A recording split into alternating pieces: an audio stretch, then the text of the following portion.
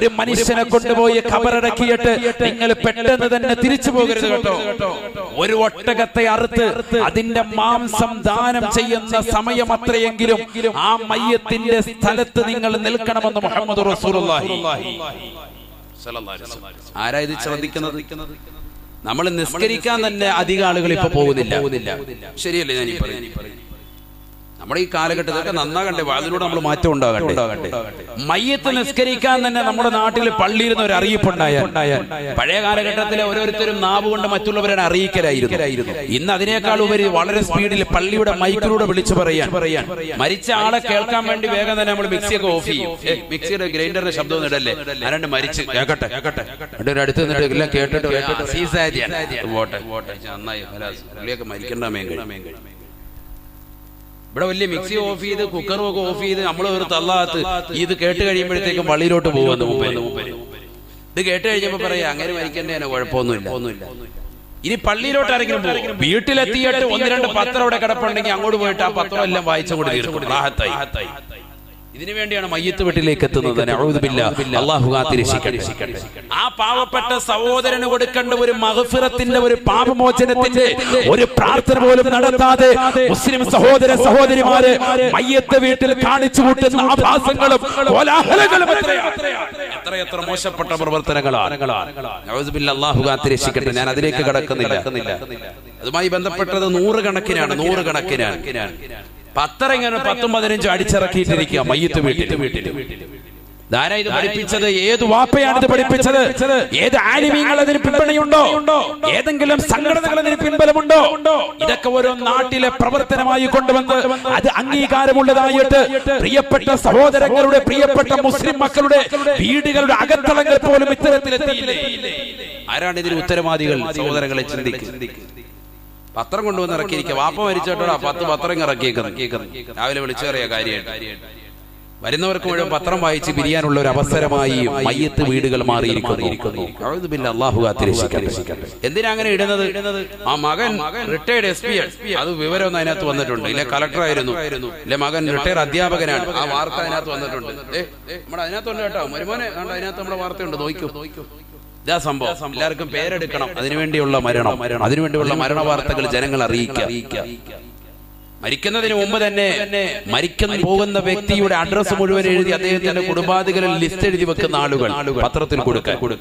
ഇതൊക്കെ ഇന്ന് സമുദായത്തിൽ നടക്കുന്നതാണ്. അല്ലാഹു കാത്തിരക്ഷിക്കട്ടെ. ചിന്തിച്ചു നോക്ക് സഹോദരങ്ങളെ.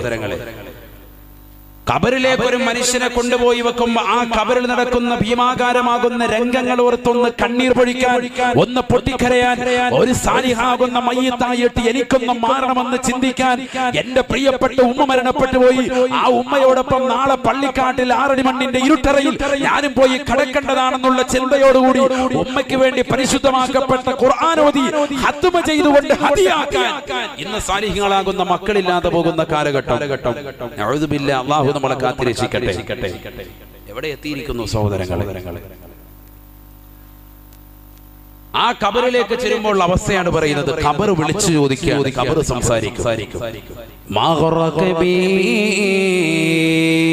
അന ബൈത്തുൽ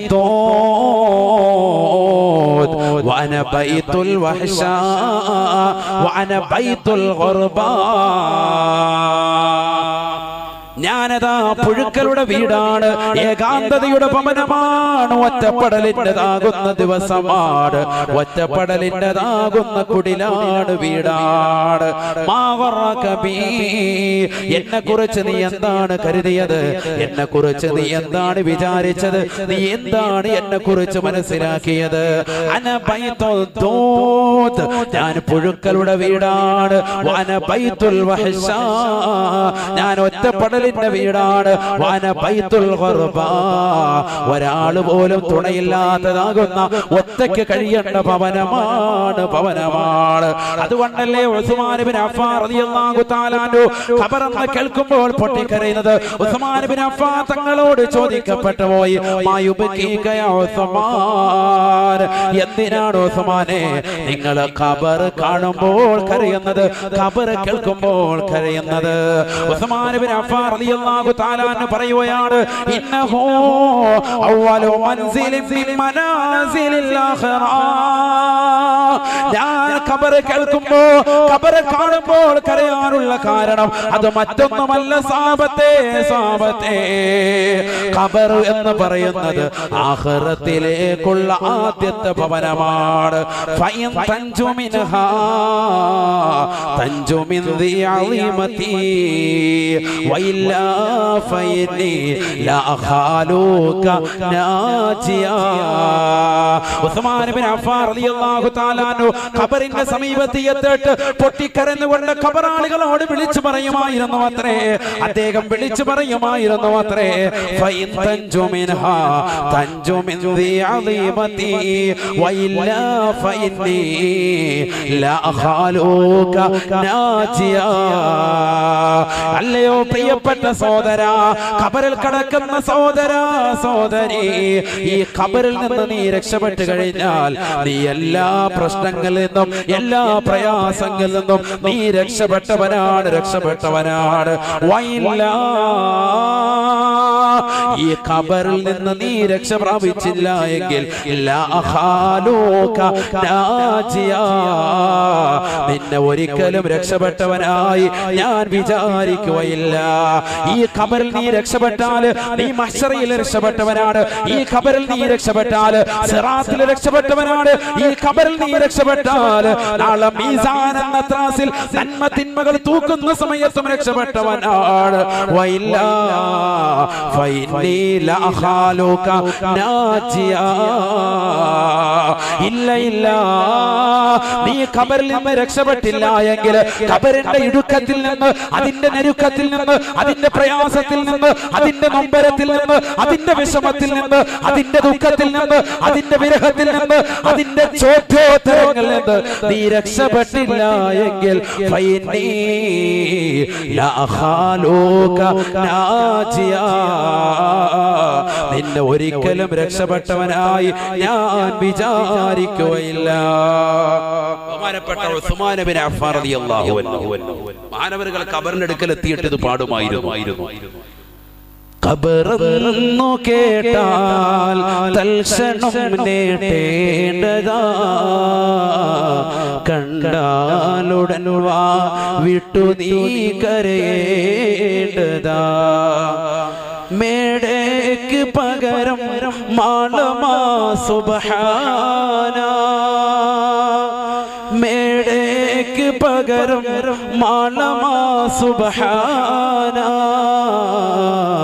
റബ്ബി അതിൽ കിടക്കേണ്ടതാണ് സമാന. തഴവാ ഉസ്താദ് അല്ലാഹു അടുത്ത ദറജ ഉയർത്തുമാറാവട്ടെ. ഈ അൽമവാഹിബുൽ ജലിയ വീട്ടിലുള്ളവരെന്ന് കൈവക്കിക്കേ. അൽഹംദുലില്ലാ, അല്ലാഹു കബൂലാക്കട്ടെ, സ്വീകരിക്കട്ടെ. അതൊക്കെ എല്ലാ വീട്ടിലും വേണ്ടതാണ്. മലബാർ ദേശത്ത് അവരുടെ അടുത്ത് കൈവക്കാൻ പറഞ്ഞിട്ട് മുഴുവൻ ആളുകളും, ഒരാൾ പോലും ഇല്ല, വെറുതെ അല്ല, അവരൊക്കെ മുഴുവൻ ആളുകളെ വീട്ടിലോട്ട്. അതിൽ ഒന്ന് രണ്ട് ആളുകൾ ദുആ ചെയ്യുന്ന സന്ദർഭത്തിൽ അവര് പേപ്പറിൽ എഴുതി എന്നോട് പറഞ്ഞു, ഉസ്താദേ എന്റെ ഉമ്മാക്കും എന്റെ വാപ്പാക്കും ഒക്കെ ഖാസായി സ്വന്തമായിട്ടതുണ്ടായിരുന്നു. ഖുർആൻ പോലെ അവരൊരു നിധിയായി കാത്തു സൂക്ഷിച്ചിരുന്നു അൽ മവാഹിബുൽ ജലിയ. കരുനാഗപ്പള്ളിക്കാരുടെ ദേശത്ത് നമുക്ക് നിർബന്ധമായിട്ടും വേണ്ട ഒരു സാധനമാണ്. ഞാനതിന്റെ ഹോൾസെയിൽ കച്ചവടക്കാരനൊന്നും അല്ല, എനിക്കതുമായി ബന്ധവുമില്ല. വല്യുപ്പ അത് രചിച്ചതാണ്, അതാണ് എന്റെ ഏറ്റവും വലിയ ബന്ധം. പക്ഷെ ലോകത്തുള്ള മുഴുവൻ ആലിമീങ്ങളും അത് ഏറ്റെടുത്തു പോയി, സാധാരണക്കാരും അത് ഏറ്റെടുത്തിട്ടുണ്ട്. ഒരുപാട് ഉമ്മമാരുടെ ഹൃദയത്തിൽ അത് വലിയ പാഠമാണ്. ഇന്നും ഈ രണ്ട് ഈരടികൾ കേൾക്കാത്ത ഒരു വീടുമില്ല എന്നർത്ഥം. ഇത് പറയാത്ത ഒരു കരുനാഗപ്പള്ളിക്കാരനുമില്ല. ഇതറിയാത്തവരില്ല, എല്ലാവർക്കും മനപ്പാടമാണ്. ഇല്ല, മനപ്പാടമില്ലേ? ഒന്ന് പാടിക്കുക എല്ലാവരും. ഖബറെന്നു കേട്ടാൽ തൽക്ഷണം നേടേണ്ടതാ, കണ്ടാലുടൻ വാ വിട്ടു നീ കരയേണ്ടതാ. എത്ര അർത്ഥമാണ് സഹോദരങ്ങളെ, അത് കേട്ടാലാണ് കരയാത്തത്. അതെന്തൊരർത്ഥമാണ് സത്യത്തിൽ. ആ കാവ്യശകലത്തിലൂടെ കൊണ്ടെത്തിക്കുന്നത് അങ്ങോട്ട് മരണത്തിലേക്കാണ്, ഖബറിലേക്കാണ്. അല്ലാഹു അടുത്ത ദറജ ഉയർത്തുമാറാവട്ടെ. എത്ര ആലിമീങ്ങൾ, വലിയ വലിയ സാത്വികരാകുന്ന ഉലമാക്കൾ പോലും വടക്കൻ ജില്ലയിൽ പ്രവാസനത്തിന് പോകുമ്പോൾ ആ ആലിമീങ്ങൾ പോലും അവർ പറഞ്ഞിട്ടുണ്ട് എത്ര വലിയ കാവ്യമാണ് തഴവ തീർത്തിട്ടുള്ളത്. കാരണം തഴവ ഉസ്താദിന്റെ ആ ബൈത്ത് കേൾക്കുന്ന സന്ദർഭത്തിൽ ഹൃദയം പൊട്ടാത്തവരില്ല. ഈമാൻ അല്പമുള്ളവനൊക്കെ ഹൃദയം പൊട്ടിപ്പോകും. കാരണം ഇന്ന് ദുനിയാവിൽ ആർഭാടകരമാകുന്ന ജീവിതം നയിക്കുന്ന നമ്മൾ ഖബറിൽ പോയി കിടക്കാനുള്ളവരാണ്. മേടയ്ക്ക് പകരം മാളമാ സുബ്ഹാന റബ്ബി അതിൽ കിടക്കേണ്ടതാണ് സമാന. ഇന്ന് വലിയ മണിമാളികകൾ മേടകൾ വെച്ച് ഉല്ലസിക്കുന്നവർ ഇന്ന് ഏറ്റവും കുറഞ്ഞത് 2 ബെഡ്റൂമെങ്കിലും എല്ലാ വീട്ടിലും വേണ്ട, 1 റൂമെങ്കിലും ഉണ്ട്. സുഖമായ രീതിയിൽ ഫാൻ സൗകര്യമുണ്ട്, എയർ കണ്ടീഷൻ റൂമിലാണ് നമ്മൾ കിടക്കുന്നത്. ഒന്ന് മണ്ണിനടിയിൽ പോയി കിടക്കേണ്ട ഒരു അവസ്ഥ ചിന്തിച്ചു നോക്ക്. വേണ്ട, ഇന്ന് നമ്മൾ കബറിൽ കിടക്കല്ല, വെറുതെ ഒന്ന് അഭിനയിക്കാനെങ്കിലും ഒരു 10 മിനിറ്റ് 6 അടി മണ്ണിൽ കിടക്കുവോ? 6 അടിയൊന്നും ഇല്ല, അത് പറച്ചിലേ ഉള്ളൂ. ഇപ്പൊ 4 അടിയുള്ളൂ. 4 അടിയാണ് കബർ. ആ 4.5 അടി മണ്ണ് കബർ കുഴിച്ചിട്ട് അതിലൊരു 10 മിനിറ്റ് ഒന്ന് കടക്കാൻ, പകൽ വെളിച്ചത്തിൽ കടക്കാൻ പോലും നമ്മൾ തയ്യാറാവൂല. കാരണം എന്താ? നമുക്ക് അത്രത്തോളം ഈർഷ്യയാണ്, ബുദ്ധിമുട്ടാണ്, പ്രയാസം.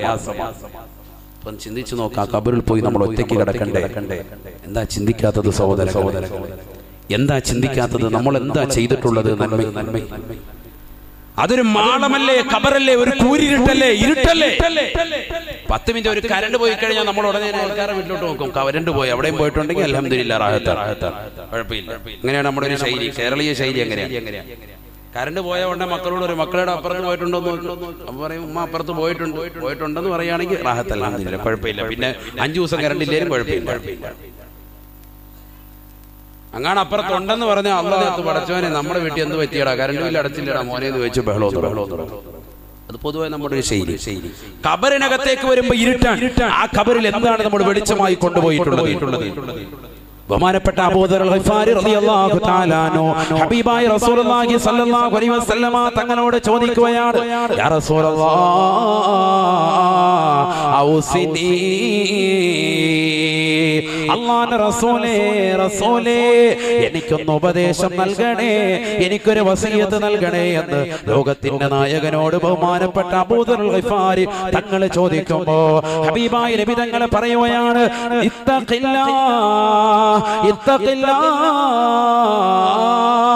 അല്ലാഹുവിനെ സൂക്ഷിച്ച് ജീവിക്കണേ എന്ന് പറയുമ്പോ ബഹുമാനപ്പെട്ട അബൂദർ ഗിഫാരി തങ്ങൾ പറയുകയാണ്, സിദ്നി യാ റസൂലല്ലാഹ്, എനിക്ക് എന്തെങ്കിലും കൂടി അധികരിപ്പിക്കണേ നബിയേ. ഈ ഒരു ഉപദേശം മാത്രം പോരാ, വസിയത്തായിട്ട് എനിക്ക് എന്തെങ്കിലും കൂടി നൽകണേ. അല്ലാഹുവിനെ ഭയപ്പെട്ട് ജീവിക്കുന്നവനാണ് ഞാൻ, തഖ്വ വെക്കുന്നവനാണ് ഞാൻ, എന്റെ കണ്ണുകളെ സൂക്ഷിക്കുന്നവനാണ് ഞാൻ, സിനിമ കാണാതെ മോശപ്പെട്ട തലത്തിലേക്ക് എന്റെ കണ്ണുകളെ കൊണ്ടുപോകാതെ സൂക്ഷിക്കുന്നവനാണ് ഞാൻ, നിന്നെ ഭയപ്പെട്ടുകൊണ്ട് ജീവിക്കുന്നവനാണ് റബ്ബേ. പക്ഷേ നബിയേ സിദ്നി യാ റസൂലല്ലാഹ്, എനിക്ക് എന്തെങ്കിലും അധികരിപ്പിക്കണേ നബിയേ. ഫഖാല റസൂലുള്ളാഹി സ്വല്ലല്ലാഹു അലൈഹി വസല്ലം, അല്ലാഹുവിന്റെ റസൂൽ ഉടനെ പറഞ്ഞു അത്രേ, തിലാവത്തുൽ ഖുർആൻ, പരിശുദ്ധ ഖുർആൻ ഓതണേ, ഖുർആനിന്റെ ജീവിതത്തിൽ നിത്യമാക്കണേ.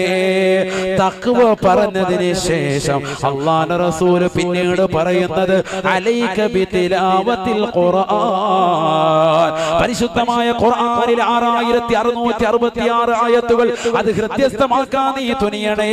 എത്ര സഹോദരങ്ങളാണ് കരുതാകപ്പള്ളിയിലുള്ളവർ, ഉസ്താദേ എന്റെ പ്രിയപ്പെട്ട മകനെ ഞാൻ ഹാഫിളാക്കുകയാണ്, ആലിമാക്കുകയാണ്, എനിക്ക് ഉസ്താദേ എന്റെ പ്രിയപ്പെട്ട മക്കളെ നല്ല രീതിയിൽ കൊണ്ടുവരണം, അവൻ ഹാഫിളാകണം, ആലിമാകണം, നാളെ പാരത്രിക ലോകത്ത് എനിക്ക് അവനെ കൊണ്ട് വിജയിക്കണമെന്ന് പറയുന്ന എത്ര മാതാപിതാക്കൾ ഈ സദസ്സിലുണ്ട്.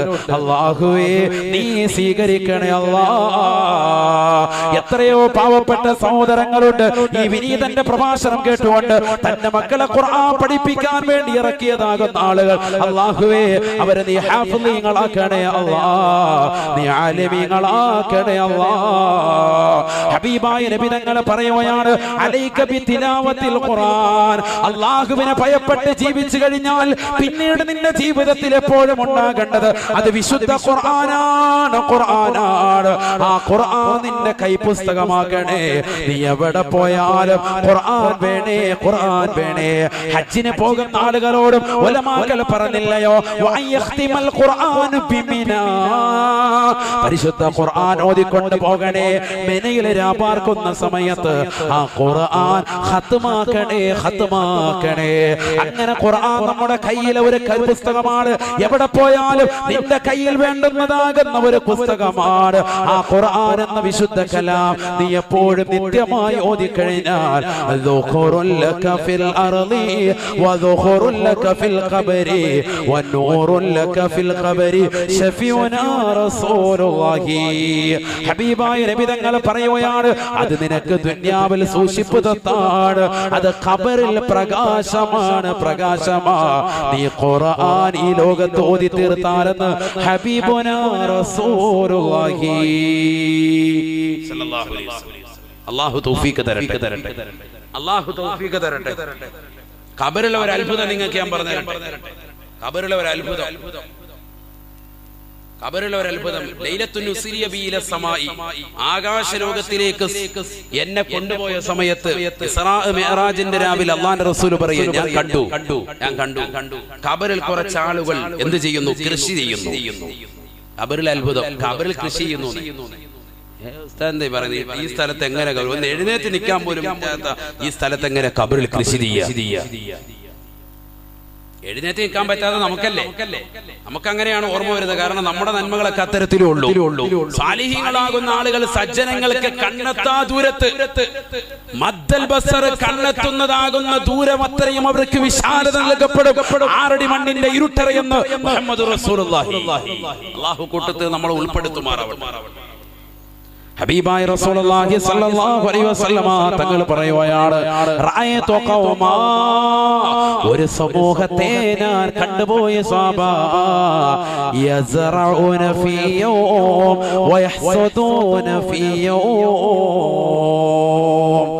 അവർ ഒരേ ദിവസം അതാ വിത്തിറക്കുകയാണ്, വൈകുന്നേരമാകുമ്പോ വയഹ്സുദൂന ഫീ യൗം, അതേ ദിവസത്തിൽ തന്നെ അവർ കൊയ്തെടുക്കും. രാവിലെ വിത്തിറക്കും, വൈകുന്നേരം കൊയ്തെടുക്കും. അങ്ങനത്തെ ചില ആളുകൾ. എന്താ എവിടെയാണ് ഖബറിലെ കാര്യം, ഖബറിലെ അത്ഭുതം, കാണാമറിയാത്ത അത്ഭുതം. ഇതൊക്കെ ആദ്യമായിട്ട് കേൾക്കണല്ലോ ഉസ്താദേ. ഞാനിത് പറയുന്നു. ആദ്യമായിട്ട് കേൾക്കുന്ന ചില വിഷയങ്ങളാണ് ഖബറിൽ നടക്കുന്ന സംഭവം. നബി സല്ലല്ലാഹു അലൈഹി വസല്ലം പറയാൻ, ഇസ്റാ മിഅ്റാജ് നടത്തിയ രാവിൽ, പരിശുദ്ധമാക്കപ്പെട്ട റജബ് 27-ാം രാവിൽ അല്ലാഹു സുബ്ഹാനഹു വ തആല എനിക്ക് കാണിച്ചു തന്നു ഒരു സമൂഹത്തെ, ഒരു കൂട്ടം ആളുകളെ. യസ്റഊന ഫീ യൗമിൻ വയഹ്സുദൂന ഫീ ദാലിക യൗം. രാവിലെ തന്നെ അവർ വിത്തിറക്കുന്നു, വൈകുന്നേരം അവർ കൊയ്തെടുക്കുന്നു. അങ്ങനത്തെ ചില ആളുകൾ ഖബറിൽ കൃഷി ചെയ്യാണ്. ഖബറിൽ കൃഷി വെറുതെ ഇരിക്കുന്നില്ല. ഈ ലോകത്ത് നിന്ന് വിട പറഞ്ഞു പോയവരാണ്, പക്ഷെ ഖബറിൽ അവരിങ്ങനെ കൃഷി ചെയ്തുകൊണ്ടിരിക്കുകയാണ്. ഫഖുൽതു ലിജിബ്രീൽ, ജിബ്രീൽ അലൈഹിസ്സലാത്തു വസ്സലാമിനോട് ഞാൻ ചോദിച്ചു പോയി, മൻ ഹൗലാ യാ ജിബ്രീൽ, മൻ ഹൗലാ യാ ജിബ്രീൽ, ജിബ്രീലേ ആരാണിവർ എന്ന് ജിബ്രീലിനോട് ഞാൻ ചോദിക്കുമ്പോ ജിബ്രീൽ അലൈഹിസ്സലാത്തു വസ്സലാം എന്നോട് പറഞ്ഞു, ഹുമുൽ മുഹാജിറൂൻ, ഹുമുൽ മുഹാജിറൂൻ, അവരാണ് ദീനിന്റെ സംസ്ഥാപനത്തിന് വേണ്ടി തന്റെ കുടുംബത്തെ, തന്റെ സമ്പത്തിനെ മുഴുവനും അള്ളാഹുവിന്റെ മാർഗത്തിന് വേണ്ടി മാറ്റിവെച്ചവര്, തന്റെ കുടുംബത്തെ മുഴുവനും അവഗണിച്ചുകൊണ്ട് അള്ളാഹുവിന്റെ മാർഗത്തിലേക്ക് ഹിജ്റ പോയവരാണ്. അവർ മുഹാജിറുകളാകുന്ന സ്വഹാബത്താണെന്ന് ഹബീബുനാ റസൂലുള്ളാഹി സ്വല്ലല്ലാഹു അലൈഹി വസല്ലം. മുഹാജിറുകളാകുന്ന ആളുകൾ അള്ളാഹുവിന്റെ റസൂലിനോടൊപ്പം മക്കയിൽ നിന്ന് മദീനയിലേക്ക് ഹിജ്റ പോയതാകുന്ന സ്വഹാബത്ത്, അവരാണ് എവിടെ? ഖബറിൽ കൃഷി ചെയ്തുകൊണ്ടിരിക്കുകയാണ്. അവർ പരിപാടി എന്താ? അവർ ഖബറിൽ കൃഷി ചെയ്യുക. ഇമാം ബുഖാരി റിപ്പോർട്ട് ചെയ്യുന്ന ഹദീസ്, സ്വഹീഹായ ഹദീസ്. ഇവിടെ ശ്രദ്ധിക്കും. ഇതൊക്കെയാണ് ഖബറിൽ നടക്കുന്ന സംഭവം. നമ്മൾ മനസ്സിലാക്കിയതിൽ ഇവിടെ നമ്മൾ കഴിഞ്ഞാൽ അവിടെ പോയി വെറുതെ കുത്തിയിരിക്കുകയല്ല. അവിടെ പല പരിപാടികളും. അവിടെ പല പരിപാടികളുണ്ട്. അവിടെ എഴുത്തും കുത്തുമുണ്ട്. അതാണ് പറഞ്ഞത്. നേരത്തെ പറഞ്ഞ കഫം പുടവിലേക്ക് എഴുത്തും കുത്തുമുണ്ട്. മാത്രമല്ല അവിടെ ചെന്ന് കഴിഞ്ഞാൽ കൃഷി ഇറക്കാൻ വിത്തിറക്കാൻ ആര്? മുഹാജിറുകളാകുന്ന ആളുകൾ, സ്വഹാബത്തെ കിറാം. പരിശുദ്ധ ഖുർആൻ അതുകൊണ്ടല്ലേ അവരെ പറ്റി പറഞ്ഞത് വസ്സാബിഖൂനൽ അവ്വലൂന മിനൽ മുഹാജിരീൻ والأنصار والذين اتبعوهم بإحسان رضي الله عنهم ورضوا عنه. ഹാജിറുകളാകുന്ന ആളുകൾ, അൻസാരികൾ, അവരൊക്കെ ഏറ്റവും വലിയ വിജയം വരിച്ച ആളുകളാണ്. അള്ളാഹു അവരെ കൊണ്ട് സംതൃപ്തിപ്പെട്ടു.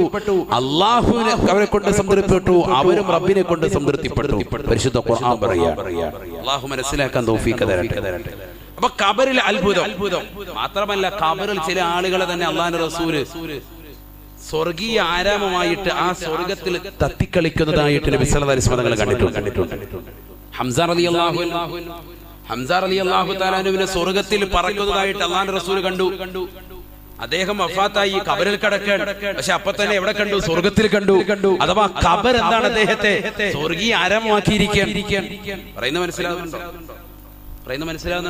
ഇസ്രാ മിഅ്റാജിന്റെ രാവിൽ അല്ലാഹുവിന്റെ റസൂൽ സല്ലല്ലാഹു അലൈഹി വസല്ലമ തങ്ങൾ പറയാണ്, ഞാൻ ഹംസയെ കണ്ടു റളിയല്ലാഹു അൻഹു.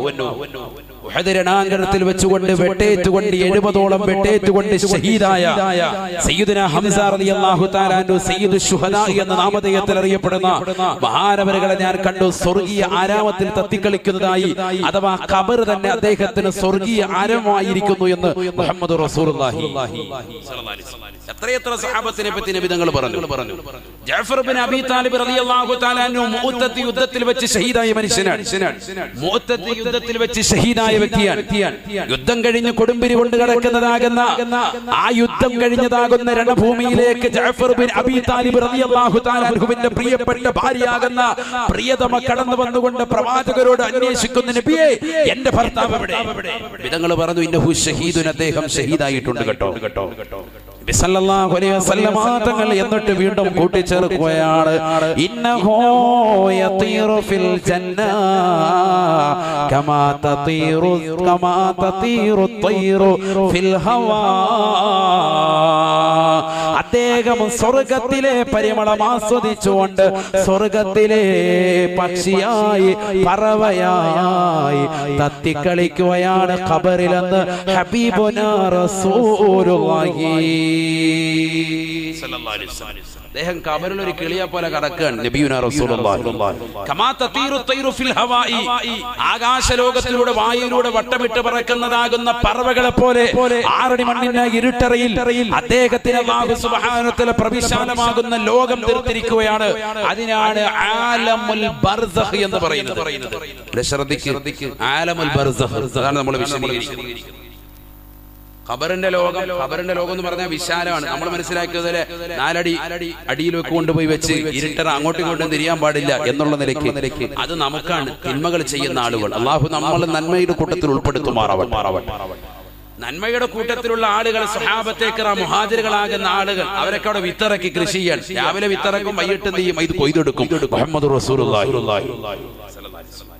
മാത്രമല്ല അല്ലാഹുവിന്റെ റസൂൽ സല്ലല്ലാഹു അലൈഹി വസല്ലം തങ്ങൾ പറയുന്നു, ജഅഫർ ഇബ്നു അബീ താലിബ് റളിയല്ലാഹു തആല അൻഹു അദ്ദേഹം ഖബറിൽ സ്വർഗീയ ആരാമത്തിൽ തത്തിക്കളിച്ചുകൊണ്ടിരിക്കുന്നു. പക്ഷികൾ ആകാശലോകത്ത് വട്ടമിട്ട് പറക്കുന്നത് പോലെ എന്ന് മുഹമ്മദ് റസൂലുള്ളാഹി.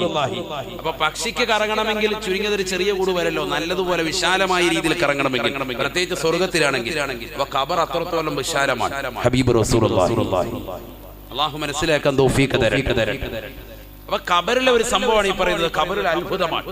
ഇങ്ങനെ എത്രയെത്ര അത്ഭുതങ്ങൾ, എത്രയെത്ര ശിക്ഷകൾ അല്ലാഹുവിന്റെ റസൂൽ സല്ലല്ലാഹു അലൈഹി വസല്ലം തങ്ങൾ പറയുന്നു. ആ ശിക്ഷകളും സംഭവങ്ങളും ഒക്കെ ഏകദേശം ക്രോഡീകരിക്കപ്പെട്ട ഗ്രന്ഥമാണ് മവാഹിബുൽ ജലിയ.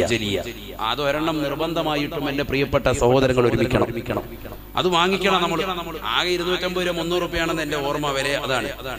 നമ്മൾ എത്രയോ പൈസ നമ്മൾ ഹറാമായ രീതിയിൽ നമ്മൾ ചെലവഴിക്കുന്നു. അള്ളാഹു ഹലാലിന് വേണ്ടി ചെലവഴിക്കാൻ നമുക്ക് തൗഫീഖ് നൽകട്ടെ. 300 രൂപ എടുത്ത് അതൊരെണ്ണം നമ്മൾ സ്വന്തമാക്കണം. ഓരോ വീട്ടിലും അത് അത്യാവശ്യമാണ്. നമ്മുടെ മക്കൾക്കൊക്കെ ഡെയിലി ഒരു ദിവസം ഒരു പേജെങ്കിലും ഒന്ന് വായിക്കാൻ പറയാം.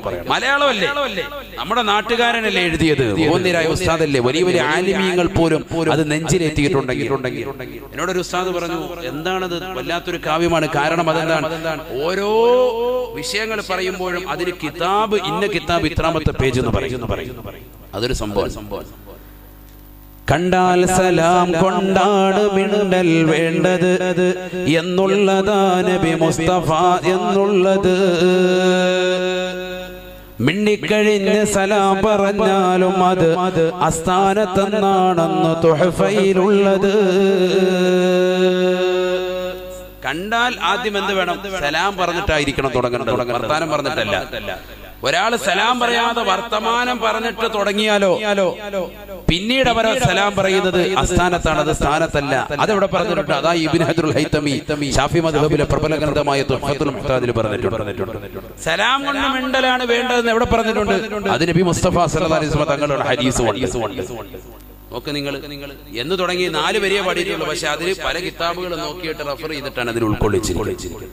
എന്ന് പറഞ്ഞാൽ ഒരു മുഅ്മിനായ മനുഷ്യന് ഉപോത്ബലകമായ തെളിവുകളുടെ അടിസ്ഥാനത്തിൽ എന്നതാണ് ചോദിക്കുന്നത്. എന്ത് പറഞ്ഞാലും തെളിവുണ്ട്, എവിടെ ഉസ്താദ് അത് പറഞ്ഞു, എവിടെ പറഞ്ഞു, ഇതെല്ലാം പറഞ്ഞതിന് വ്യക്തമായ തെളിവുകളുടെ അടിസ്ഥാനത്തിൽ ഒരു ഗ്രന്ഥം നമ്മുടെ നാട്ടിൽ തന്നെ ഉണ്ടായിരിക്കെ അത് ഒരെണ്ണം വാങ്ങണം, അത് വായിക്കണം. എങ്കിൽ ഹൃദയം തീർച്ചയായും സ്ഫുടം. ഞാൻ ഇന്ന് ആ ബൈത്ത് മുഴുവൻ പാടുന്നില്ല ഖബറിനെ കുറിച്ച്, കാരണം നിങ്ങളൊക്കെ അത് വാങ്ങിക്കാൻ വേണ്ടിയാണ്. അള്ളാഹു നമുക്ക് അതിന് തൗഫീഖ് തരട്ടെ. അത് വാങ്ങണം, അത് മനസ്സിലാക്കണം. ഒരുപാട് വിഷയങ്ങൾ, അവരുടെ രംഗങ്ങൾ, അതിലെ വിഷയങ്ങൾ, എത്രയോ വിഷയങ്ങൾ വളരെ റാഹത്തായ നിലയിൽ ക്രോഡീകരിച്ചിട്ടുണ്ട്. ഖബർ മാത്രമല്ല, സ്വർഗത്തെ കുറിച്ച് പറഞ്ഞു, നരകത്തെ കുറിച്ച് പറഞ്ഞു, സ്വഭാവത്തെ കുറിച്ച് പറഞ്ഞു, സതുപദേശം എന്ന ഹെഡിങ് വെച്ചുകൊണ്ട് പറഞ്ഞു, കല്യാണത്തിലെയും അതിലെ ആർഭാടങ്ങളെ കുറിച്ച് പറഞ്ഞു, മനുഷ്യനുണ്ടാകേണ്ട അദബുകളെ കുറിച്ച് പറഞ്ഞു, ഒരു മുത്തഅല്ലിമിനുണ്ടാകേണ്ട അദബുകളെ കുറിച്ച് പറഞ്ഞു, ഒരു മുഅല്ലിമിനുണ്ടാകേണ്ട അദബുകളെ കുറിച്ച് പറഞ്ഞു. എല്ലാം പ്രതിപാദിച്ചിട്ടുണ്ട്. പറഞ്ഞാൽ ആലിമിന് ഉപകരിക്കും, മുത്തഅല്ലിമികൾക്ക് ഉപകരിക്കും, സാധാരണക്കാർ ഉപകരിക്കും, എല്ലാവർക്കും ഉപകരിക്കും. അത്തരത്തിലുള്ള ഒരു ഗ്രന്ഥം അല്ലാഹു അത് പഠിക്കാനും ജീവിതത്തിൽ ഉൾക്കൊള്ളാനും അല്ലാഹു തൗഫീഖ് നൽകട്ടെ. ഖബറിലെ എത്രയോ ശിക്ഷകൾ സഹോദരങ്ങളെ, ഹബീബുനാ റസൂലുള്ളാഹി സ്വല്ലല്ലാഹു അലൈഹി വസല്ലമ തങ്ങൾ പറയുകയാണ്. രണ്ടാമതായി അല്ലാഹുവിന്റെ റസൂൽ ഓർമ്മപ്പെടുത്തുകയാണ്, റഅയ്തു ഫീഹാ ഖൗമാ,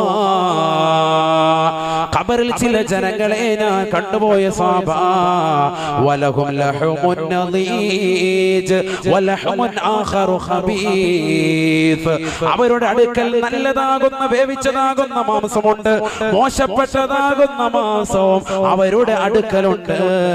ആ ഖബറിലുള്ള ആളുകളോട് മലക്കുകൾ മോശപ്പെട്ട മാംസം തിന്നാൻ നിർബന്ധിക്കുകയാണ്. ഖബറിലുള്ളവരോട് പറയുകയാണ്, സഹോദരി, നീ തീർച്ചയായിട്ടും ഈ മോശപ്പെട്ട മാംസം തിന്നണേ എന്ന് പറയുകയാണ്. അവരെ കൊണ്ട് അടിച്ചുകൊണ്ട് തീറ്റിക്കുകയാണ്. തൊട്ടടുത്ത് തന്നെ വിശാലമായ പ്രവിശാലമായ നല്ല സുന്ദരമാക്കപ്പെട്ട സ്വാദിഷ്ടമാകുന്ന ഭക്ഷണ തളികകളുണ്ട്. പക്ഷേ അത് കഴിക്കാൻ അവരോട് കൽപ്പിക്കുന്നില്ല. അവരോട് അടിച്ചുകൊണ്ട് മോശപ്പെട്ടതാകുന്ന ഭക്ഷണ പാനീയങ്ങൾ കഴിക്കാൻ പറയുകയാണ്. ഫഖുൽതു ജിബ്രീൽ, ഖബറിൽ നടക്കുന്ന ഈ അത്ഭുതത്തെ കണ്ടുകൊണ്ട്, ഖബറിൽ നടക്കുന്ന ഈ ശിക്ഷയെ ഓർത്തുകൊണ്ട് ഞാൻ ജിബ്രീലിനോട് ചോദിച്ചു പോയി, ജിബ്രീലേ മൻ ഹൗലായി യാ ജിബ്രീൽ, ആരാണ് ജിബ്രീലേ ഇത്? എന്തൊരു വലിയ ശിക്ഷയാണ്, എന്തൊരു വലിയ പ്രയാസമാണ്, എന്താണ് ഇവർ ചെയ്തതാകുന്ന തെറ്റെന്ന് അല്ലാഹുവിന്റെ റസൂൽ ജിബ്രീലിനോട് ചോദിക്കുമ്പോ ഫഖാല ജിബ്രീൽ അലൈഹിസ്സലാത്തു വസ്സലാം അല്ലാഹുവിന്റെ റസൂലിനോട് പറഞ്ഞു കൊടുക്കുകയാണ്, യാ റസൂലല്ലാഹ്, അല്ലാഹുവിന്റെ റസൂലേ, വലഹും ഇംറാത്തുൻ ഹലാൽ, അവർക്കതാ അനുവദനീയമാകുന്ന മാർഗത്തിലൂടെ, വിവാഹത്തിലൂടെയുള്ള ഹലാലാകുന്ന ദമ്പതിമാരുണ്ട്, സഹോദരിമാരുണ്ട്, അവർക്ക് ഭാര്യമാരുണ്ട്. പക്ഷേ വതറകൂഹുന്ന ലിസിനാ, ആ സ്ത്രീകളെയെല്ലാം അവർ ഉപേക്ഷിച്ചിരിക്കുകയാണ്. വ്യഭിചാരത്തിന് വേണ്ടി ഉപേക്ഷിച്ചിരുന്നവരാണ്. ദുനിയാവിൽ ജീവിച്ചിരുന്നതാകുന്ന സന്ദർഭത്തിൽ അവരവരുടെ പ്രിയപ്പെട്ട ഭാര്യമാര്, പാവപ്പെട്ട പാവപ്പെട്ട സഹോദരിമാര് സൗന്ദര്യം ചുക്കിച്ചുളിഞ്ഞതിന്റെ പേരിൽ ആ സ്ത്രീകളെ മറന്നുകൊണ്ട് ഗുണ്ടൽപേട്ടിലേക്ക് പോയ സഹോദരനാണ്. ആ സഹോദരിമാരെ മറന്നുകൊണ്ട് മോശപ്പെട്ടതാകുന്ന കാമഭ്രാന്തുള്ളതാകുന്ന സിറഫുത്തിലേക്ക് യാത്ര തിരിച്ചവരാണ്. അവരുടെ വികാര വിചാരങ്ങളെ നശിപ്പിക്കാൻ ഇല്ലാതാക്കാൻ വേണ്ടി വ്യഭിചാരശാലകളിലേക്ക് പോയവരാ. അവരാണ് ആ ഖബറിൽ വെച്ച് ഇത്തരത്തിൽ ശിക്ഷിക്കപ്പെടുന്നത്.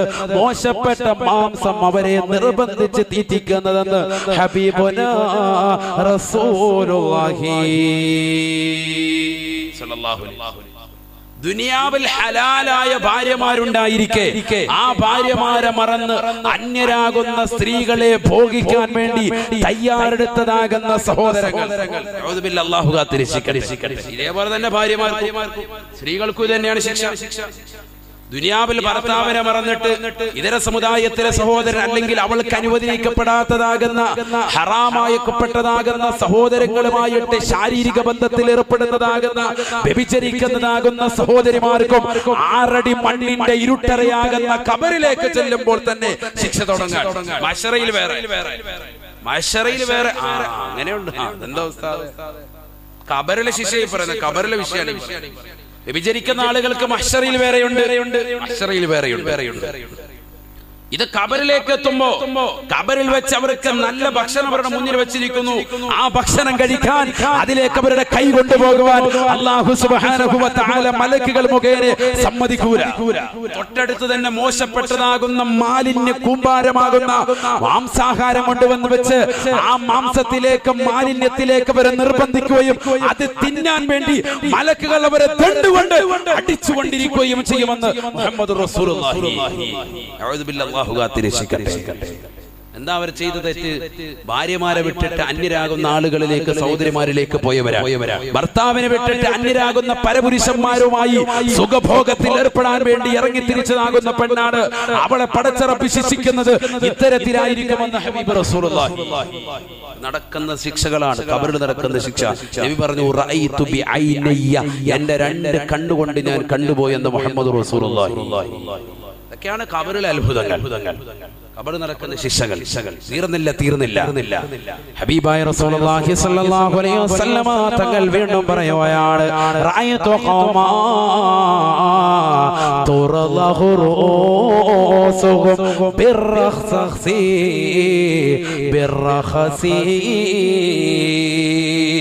കമാ കുല്ലമാ റളഖത് ആദതു റൂസുഹും ഇലാ മാ കാനത്. ഹബീബായ റസൂലുള്ളാഹി സ്വല്ലല്ലാഹു അലൈഹി വസല്ലമ തങ്ങൾ തന്റെ പ്രിയപ്പെട്ട അനുയായികളോട് പറയുകയാണ് സഹാബത്തേ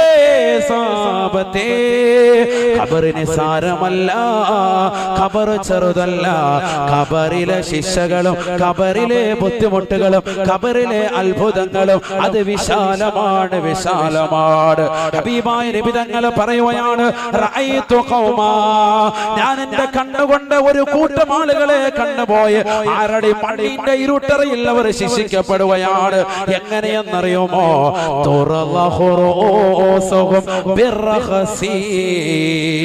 പാറക്കല്ലിന്റെ ചീളെടുത്തിട്ട് സ്വന്തമായി തലയിടിച്ച് പൊട്ടിക്കുകയാണ്. രക്തം തലയിലൂടെ ചീന്തുകയാണ്, രക്തം തലയിലൂടെ പാർന്നൊലിക്കുകയാണ്. അവർ മരിക്കുകയാണ്, മരണത്തിലേക്ക് പോവുകയാണ്. മറ്റൊരാൾ ഒരു കല്ലെടുത്തിട്ട് നമ്മുടെ തലയിലേക്ക് എറിഞ്ഞാൽ എന്തൊരു വേദനയാണ്. സ്വന്തമായി തന്നെ ആത്മഹത്യ ചെയ്യിക്കുകയാണ്. പാറക്കല്ല് കയ്യിലെടുത്തിട്ട് അവന്റെ തലയിലേക്ക് അവൻ തന്നെ ഇടിക്കുകയാണ്. അവന്റെ തലയിലേക്ക് ആഞ്ഞാനിടിക്കുകയാണ്. പതുക്കെ ഇടിക്കുന്നവന്റെ തലയിലേക്ക് മലക്കുകൾ കല്ലെടുത്തുകൊണ്ടിരിക്കുമത്രേ. എന്നിട്ടോ ആ തലയങ്ങോട് പൊട്ടിപ്പളരുകയാണ്. രക്തങ്ങൾ പൊടിപ്പടുകയാണ്, രക്തം നെറുകളിക്കുകയാണ്. രക്തം വാർന്നൊലിച്ച് കിടക്കുന്നതാകുന്ന സഹോദരൻ അവസാനം മരണത്തിലേക്ക് പോയാണ്. തല പൊട്ടിപ്പിളർന്നുകൊണ്ട് രക്തം വാർന്ന് അവൻ മരണപ്പെട്ടു പോയി കഴിയുമ്പോ ഖബറിലതാ വീണ്ടും അവനിലേക്ക് ആത്മാവിനെ മടക്കുകയത്രേ. മരിക്കുന്ന സമയത്ത് ആത്മാവ് വരും. പിന്നീട് ഖബറിലെത്തുമ്പോൾ ചോദ്യം തുടങ്ങുന്ന സന്ദർഭത്തിൽ ആത്മാവ് നൽകും. റഹ്മാൻ എന്ന മലക്ക് വരുമ്പോ ആത്മാവിനെ തിരിച്ചിടും. എന്നിട്ടാണ് ചോദിക്കുന്നത്. അല്ലാതെ ചത്തു കിടക്കുന്ന ഡെഡ് ബോഡിയോട് ചോദിച്ചിട്ട് എന്താ കാര്യം? നിന്നെ നന്മ തിന്മകൾ എഴുതാൻ വേണ്ടിയൊക്കെ പറയുമ്പോൾ അവനിലേക്ക് ആത്മാവ് തിരിച്ചിട്ട് കൊടുക്കുക. അത് കഴിഞ്ഞ് പിന്നീട് അവന്റെ ശിക്ഷകൾ മുഴുവനും എത്ര ദിവസമാണ്? സുബ്ഹാനല്ലാഹ്, എത്ര ദിവസം ചോദ്യം ഉണ്ടാകുക? എത്ര ദിവസം ഉണ്ടാവും? 2 ദിവസം. ഇമാം സുബ്കി റളിയല്ലാഹു തആല എന്ന് പറയുന്നു, ഒരുപക്ഷെ അത് 7 ദിവസമല്ല 40 വരെ ചിലപ്പോൾ നീളാം. അത് ഓരോരുത്തരുടെ ഇതുപോലെയാണ്. അതുകൊണ്ടാണ് 3, 7, 11, 40 ഒക്കെ നമ്മുടെ ഇടയിൽ വടന്നു. മനസ്സിലായോ? 3 ഇപ്പോഴും നടക്കുന്നില്ലേ? ഇല്ലേ? ഇവിടെ ഇല്ലേ? ഉണ്ടല്ലോ. നിങ്ങൾ പോയി ബിരിയാണി പൊറോട്ട അടിക്കുന്നില്ല? ഇപ്പൊ ഇല്ലെന്നോ? ഇല്ല ഉസ്താദ്, ഇപ്പൊ പഴയ പോലെ ഒന്നും ഫുഡ് കിട്ടുന്നില്ല ഉസ്താദേ. അതാണ് വരാൻ. അതെന്താ സംഭവം? ഈ 3, 7, 11 ഒക്കെ വന്നത് അത്രയും ദിവസം ചോദ്യം ഖബറിൽ നീണ്ടു നിൽക്കും. ഇമാം സുബ്കി റഹിമഹുല്ലാഹ്, ഇതൊക്കെ ഉലമാക്കൾ പറഞ്ഞിട്ടുള്ള വിഷയങ്ങളാണ്. ഞാൻ അതിലേക്ക് കടക്കുന്നില്ല. അതൊക്കെ വലിയ വിഷയങ്ങളാണ്, പഠിക്കേണ്ടതാണ്, പഠന വിധേയമാക്കേണ്ടതുമാണ്. ചർച്ച നീണ്ടുപോകും, വേറൊരു വിഷയത്തിലേക്ക് പോകും. നമ്മുടെ ഈ അത്ഭുതങ്ങൾ പറഞ്ഞു തീർക്കാൻ പറ്റൂല. 1-2 വിഷയം പറയട്ടെ, സമയം ഇപ്പൊ തന്നെ കഴിഞ്ഞു. 2 മണിക്കൂർ ആകാറ്. അതുകൊണ്ട് തന്നെ നബി സല്ലല്ലാഹു അലൈഹി വസല്ലം തങ്ങൾ പറഞ്ഞു, കുല്ലമാ റുദിഖത് ആദതി ല മകാനത്. തല പൊട്ടി രക്തം ചീന്ത് വാർന്നൊഴുകി കഴിഞ്ഞ് അവസാനം അവന്റെ ശരീരത്തിൽ നിന്ന് ആത്മാവ് പുറപ്പെടുവിച്ചിട്ട് വീണ്ടും ആത്മാവിനെ റബ്ബ് സുബ്ഹാനഹു വ തആല തിരിച്ചു കൊടുത്ത് തല പൂർവാധികം ഭംഗിയാക്കി പഴയ രൂപത്തിലാക്കും. എന്നിട്ട് വീണ്ടും ഇടിക്കാൻ വേണ്ടി കല്ല് കൊടുക്കും, വീണ്ടും ഇടിച്ചു പൊട്ടി. അങ്ങനെ തന്നെ എവിടം വരെ? ഇലാ യൗമിൽ ഖിയാമ, ഖിയാമത്ത് നാൾ വരെ. ചിന്തിച്ചു നോക്ക്, ഖബറിലുള്ള ശിക്ഷ ഇതാർക്കാ? കേട്ടോളി. فقلت لجبريل, ജിബ്രീൽ അലൈഹിസ്സലാമിനോട് ഞാൻ ചോദിച്ചു പോയി, മൻ ഹൗലാഇ യാ ജിബ്രീൽ, ഇതാരാണ് ജിബ്രീലേ? ഇതാരെയാണ് ഇങ്ങനെ ശിക്ഷിക്കുന്നത്? ഖബറിൽ ഇത്ര പ്രയാസപ്പെട്ടുകൊണ്ട് ഇത്രയേറെ നൊമ്പരങ്ങൾ, ഇത്രയേറെ വിഷമങ്ങളും ഇത്രയേറെ ദുഃഖങ്ങളും മനുഷ്യനുണ്ടായിട്ടും ആ ഖബറിൽ കിടക്കുന്ന മനുഷ്യന് കയ്യിലേക്ക് കല്ലിന്റെ ചീള് കൊടുത്തുകൊണ്ട് സ്വന്തമായ തല പൊട്ടിക്കുന്നതാരാണ്? രക്തം ചീന്തുന്നതാരാണ്? രക്തം വാർന്നൊലിച്ച് മരണപ്പെടുന്നതാരാണ്? വീണ്ടും അവനിലേക്ക് ആത്മാവ് മടക്കിയിട്ടുകൊണ്ട് ഇത്ര പ്രയാസപ്പെടുത്തുന്നത് എന്തിനു വേണ്ടിയാണെന്ന് ചോദിക്കുമ്പോ അല്ലാഹുവിന്റെ റസൂലിനോട് ജിബ്രീൽ അലൈഹിസ്സലാത്തു വസ്സലാം പറഞ്ഞു അത്രേ, ഹൗലാഇല്ലദീന തതസാഖലൂന റൂസഹും അനിസ്സലാ, നമസ്കാരത്തെ ഭാരമായി കണ്ടവരാണ്, ദുനിയാവിൽ നമസ്കാരത്തെ ഭാരമായി കണ്ടവരാണ്. സുബഹിയുടെ ബാങ്കുല കർണമുടത്തിലേക്ക് അലയൊലി കൊള്ളുന്നതാകുന്ന സമയത്ത് ആ ബാങ്ക് വിളിക്ക് ഉത്തരം കൊടുക്കാതെ ഉറങ്ങുന്നതായ സഹോദരനാണ്, ഉറങ്ങുന്നതായ സഹോദരിയാണ്. ളുഹറിന്റെ ബാങ്ക് വിളിക്കുമ്പോ, അസറിന്റെ ബാങ്ക് വിളിക്കുമ്പോ, മഗ്രിബിന്റെ ബാങ്ക് വിളിക്കുമ്പോ കച്ചവടം ചെയ്തുകൊണ്ട് കട തുറന്നു വെച്ചുകൊണ്ട് അല്ലാഹനെ മറന്നുകൊണ്ട് ജീവിക്കുന്നവനാ.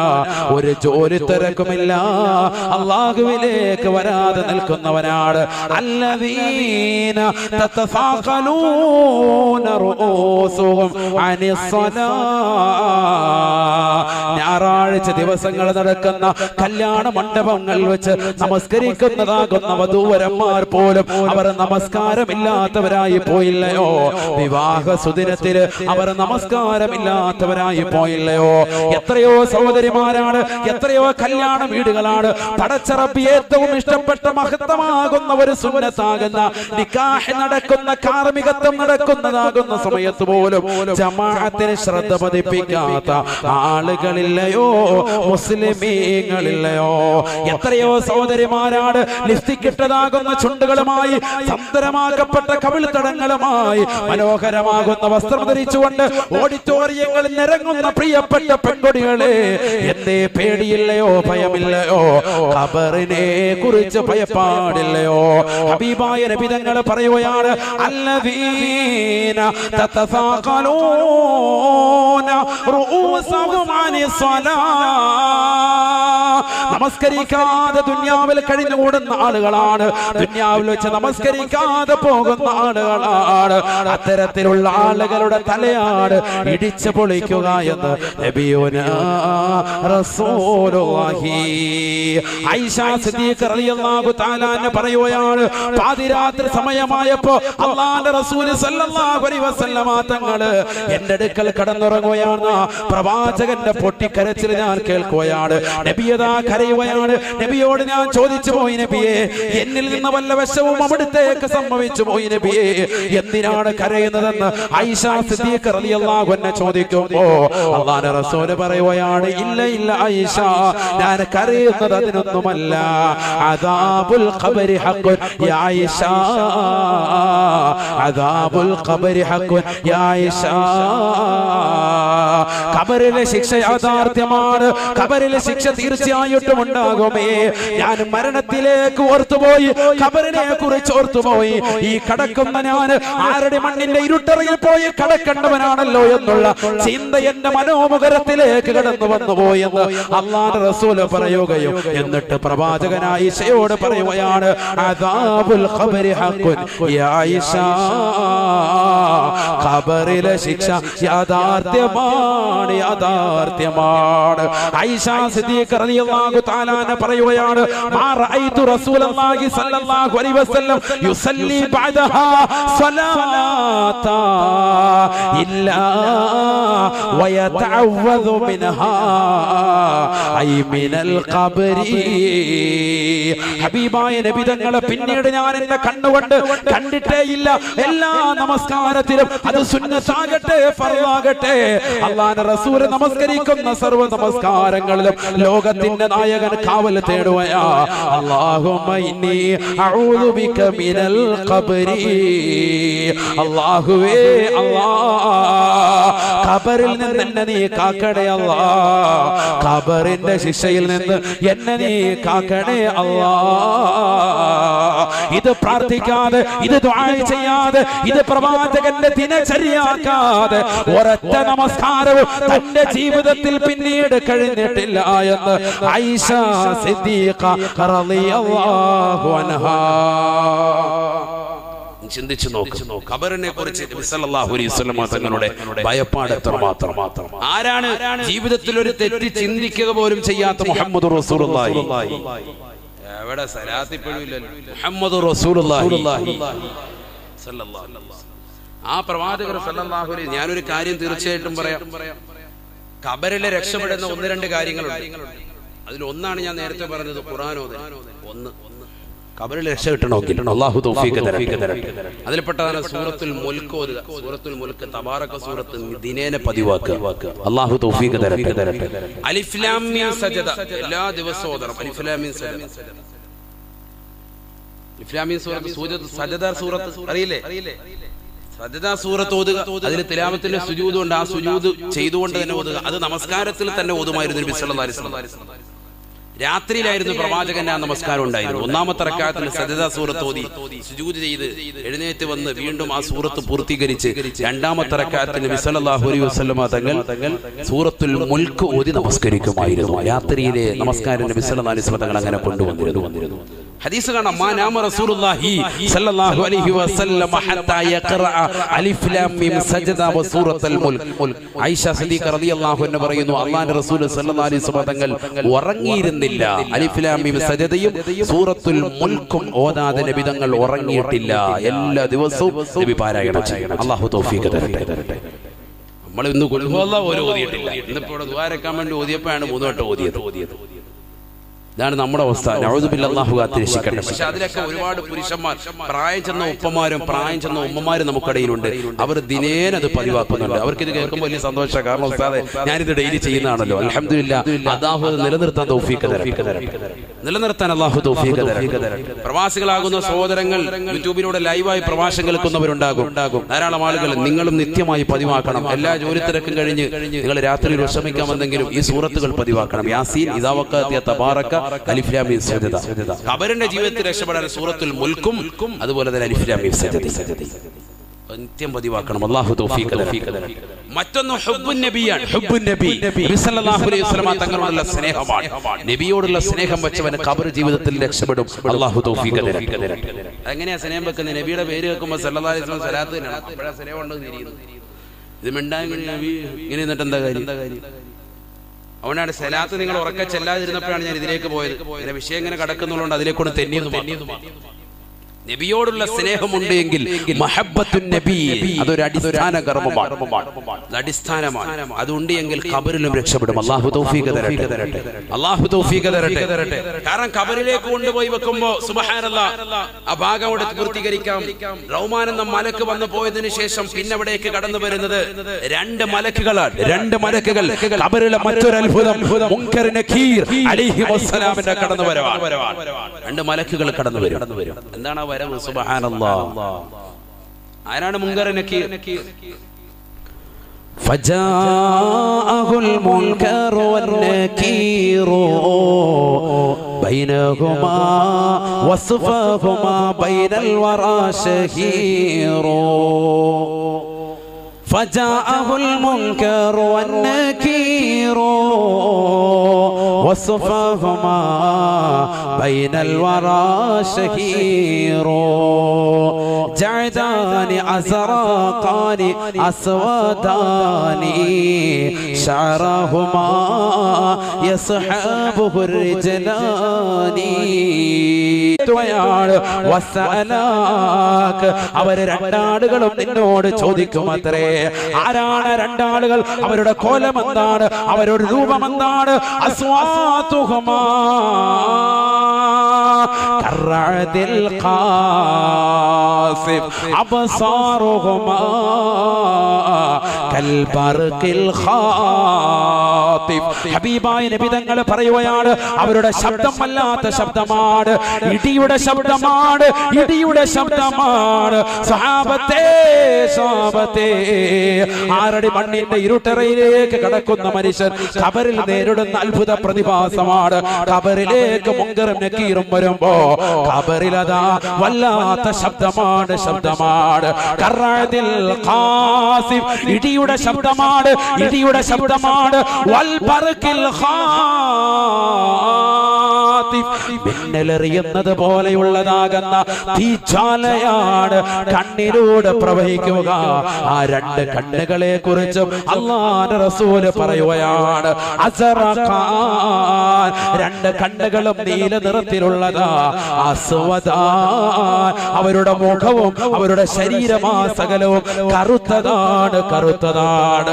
കറുകറുത്ത കരിവാളിച്ച മൃഗമാണ്, കറുകറുത്തതാകുന്ന കരിവാളിച്ച കോലത്തിലാണ് അവരുടെ ശരീരമാസകലമുള്ളത്.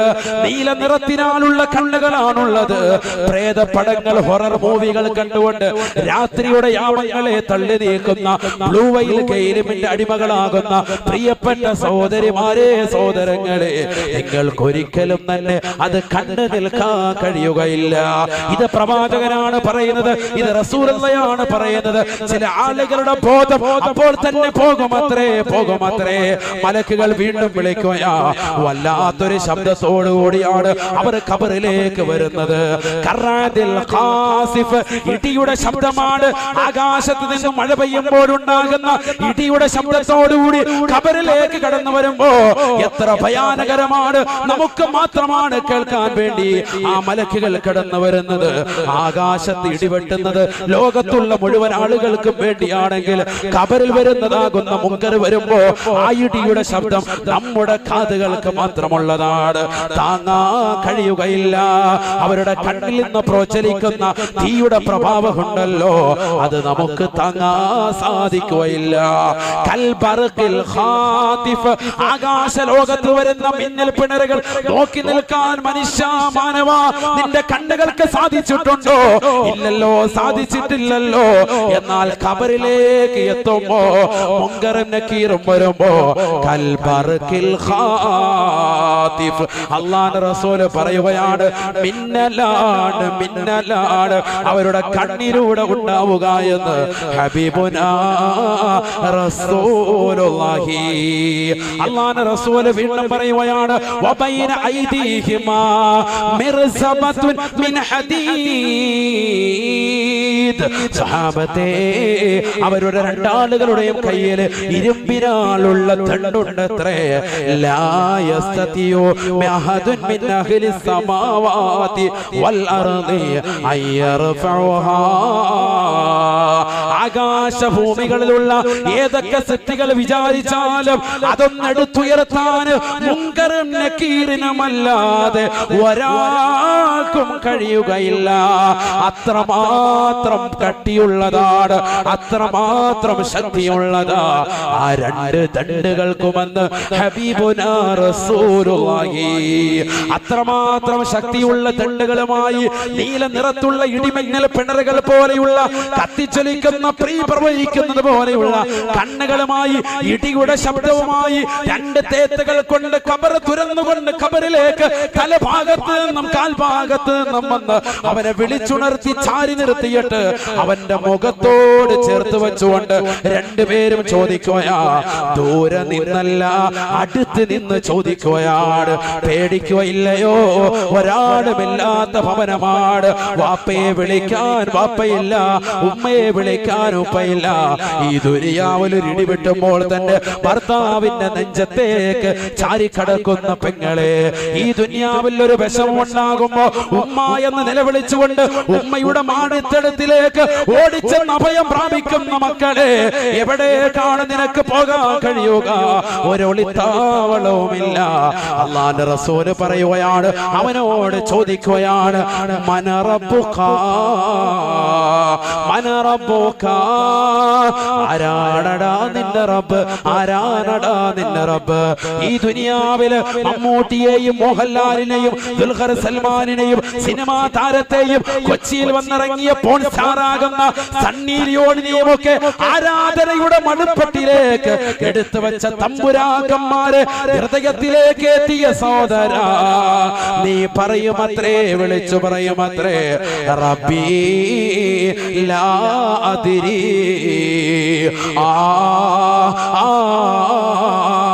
ലാ അദ്രി, എനിക്കറിയില്ല റബ്ബിനെ. എന്റെ റബ്ബ് സിനിമാ താരങ്ങളാണ്, എന്റെ റബ്ബ് പോൺ സ്റ്റാറുകളാണ്. പാതിരാത്രി സമയത്തിന് ശൈയുടെ നിശീതതകൾ കൂരിരുട്ടിനെ പകഞ്ഞു മാറ്റിയിട്ട് മൊബൈൽ ഫോൺ എടുത്തു വെച്ചുകൊണ്ട് ഡബ്ല്യു അടിച്ച് അശ്ലീലതയെ ലോകത്തേക്ക് കണ്ണുകളെ കൊണ്ടുപോയ പ്രിയപ്പെട്ട സഹോദര സഹോദരി, നീ വിളിച്ചു പറയുമത്രേ, എന്റെ റബ്ബ് ഇന്ന ആളാണ്, എന്റെ റബ്ബ് ഇന്ന മനുഷ്യനാണ്, എന്റെ റബ്ബ് ഇന്ന സിനിമാ താരമാണ്, എന്റെ റബ്ബ് ഇന്ന പോൺ സ്റ്റാറുകളാണ്. നഊദു ബില്ലാഹ്, നഊദു ബില്ലാഹ്. പറയേണ്ട താമസം മലക്കുകൾ അവരുടെ കയ്യിലിരിക്കുന്ന ദണ്ഡുകൊണ്ട്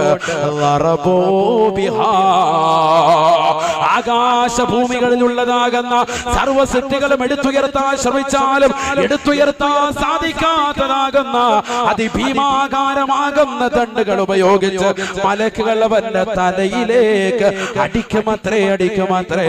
അല്ലാഹ് ഏഴാം ഭൂമിയുടെ അടിത്തട്ടിലേക്ക് അവൻ മരിച്ചു പോകുമത്രേ. അവന്റെ തലച്ചോറ് പൊട്ടിപ്പളരുകയാണ്, അവൻ നാമാവശേഷമാവുകയാണ്. ഏഴാം ഭൂമിയുടെ അടിത്തട്ട് വരെ അതിന്റെ ശക്തി എത്തുമത്രേ എന്ന് അല്ലാഹുവിന്റെ റസൂല് പറയുമ്പോ, എന്റെ പ്രിയപ്പെട്ട സഹോദരങ്ങളെ പഠിച്ചു വെക്കണേ.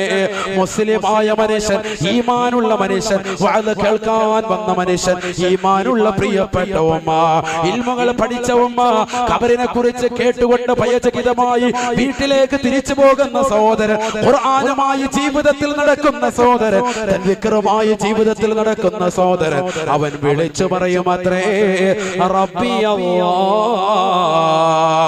എന്റെ റബ്ബ് അല്ലാഹുവാണ്, എന്റെ സംരക്ഷകൻ അല്ലാഹുവാണ്, ഈ ലോകത്തിന്റെ പരിപാലകനാണവൻ, ഈ ലോകത്തിന്റെ സർവാധിപതിയാണവൻ, ഈ ലോകത്തുള്ള സർവ്വ ജീവജാലങ്ങൾക്കും ആഹാരം നൽകുന്നവനാണവൻ. രാവിലെ തന്നെ ബാങ്ക് കേൾക്കുന്ന സമയത്ത് അല്ലാഹു അക്ബർ, അല്ലാഹു അക്ബർ, ആ നാമം കേട്ടുകൊണ്ടാണ് ഞാൻ ഉണരുന്നത്.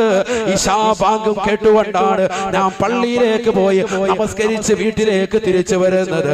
ആ റബ്ബാണ് എന്റെ റബ്ബെന്ന് മുഅ്മിൻ വിളിച്ചു പറയുമ്പോ, യഫ്സഹു ലഹു ഖബറു മദ്ദൽ ബസരി, അവന്റെ ഖബർ കണ്ണെത്താ ദൂരത്ത് വിശാലമാക്കുമത്രയെന്ന് ഹബീബുനാ റസൂലുള്ളാഹി. അല്ലാഹു തൗഫീഖ് തരട്ടെ. ഉറക്കെ പറയും മുഅ്മിനീങ്ങളെ, അല്ലാഹു തൗഫീഖ് തരട്ടെ. എന്തായി പറയുന്നത്? ഖബറല്ലേ, ഖബറല്ലേ, നിസ്സാരമാണ്. അടുത്ത ചോദ്യം, മൻ നബിയുക. ഇതൊക്കെ നടക്കാൻ പോകുന്നതാണ് സംഭവം ഖബറിൽ. നമ്മൾ ഇതൊക്കെ കേട്ടിട്ടുണ്ട്. ഇത് തൽക്കീൻ ഓതാൻ വേണ്ടി പള്ളിയിലെ മൊല്ലാക്ക പോയില്ലെങ്കിൽ നമ്മൾ വേളം ഉണ്ടാക്കും. മൊല്ലാക്ക നാളെ തന്നെ പിരിച്ചു വിടണം, കമ്മിറ്റി കൂടി വേഗമായിട്ട് അള്ളാഹത്ത് മൂപ്പരെ പറഞ്ഞു. തൽക്കീൻ എന്താണ് ഓതുന്നത്? അദ്ദേഹം ഖബറിന്റെ അടുത്ത് പോയി എന്താ പറയുന്നത്? ആരെങ്കിലും ചിന്തിക്കുന്നുണ്ടോ? ശ്രദ്ധിക്കുന്നു.